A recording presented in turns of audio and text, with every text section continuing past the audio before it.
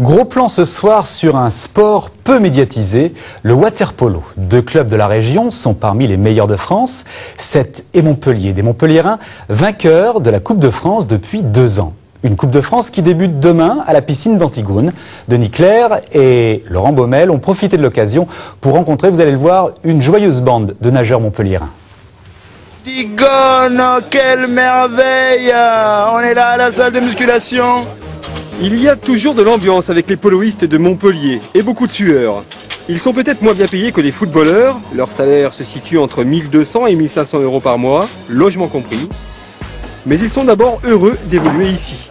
Même les 3 recrues ont trouvé de suite leur place. Milieu gauche ou droit, ça dépend. Un petit peu partout. Un petit peu partout, c'est l'homme polyvalent.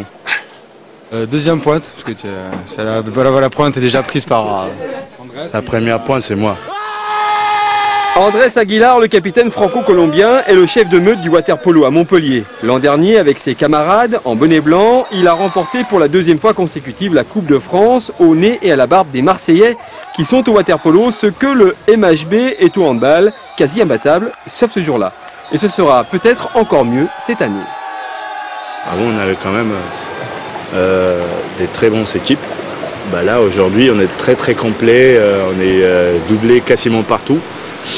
Chaque joueur a un double poste, c'est-à-dire qu'on peut avoir de pointe, de défenseurs, des très bonnes qualités.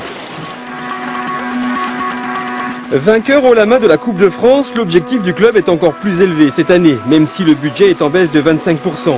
Les Montpelliérains revendiquent cette fois le titre de champion de France en fin de saison. Le cercle des nageurs de Marseille ne serait plus aussi dominateur par manque de trésorerie. C'est vrai que Marseille a gardé le même effectif sans recrue. Nous, on a amélioré notre effectif. On était près de Marseille l'année dernière, donc cette année, je ne vois pas pourquoi on ne viserait pas le titre. Le collectif est solide et le transfert des 2 internationaux français, Raphaël Pirat de Nice et surtout la star de Sète, Mathieu Pesson, doit amener le club plus haut en France et ailleurs. Ma venue à Montpellier est importante cette année justement pour essayer d'évoluer au meilleur niveau, car avec Sète on finit chaque saison 3e, 4e. Là, cette année avec Montpellier on va essayer d'accrocher le titre. Donc pour moi c'est une occasion d'étoffer mon palmarès, ensuite de jouer à un niveau un peu supérieur et surtout le gros objectif ce sera la Coupe d'Europe. La plupart des poloistes de Montpellier ont été approchés par d'autres équipes à l'intersaison, mais tous sont restés au bercail. Les conditions de travail sont excellentes et de nombreux joueurs poursuivent leurs études ici.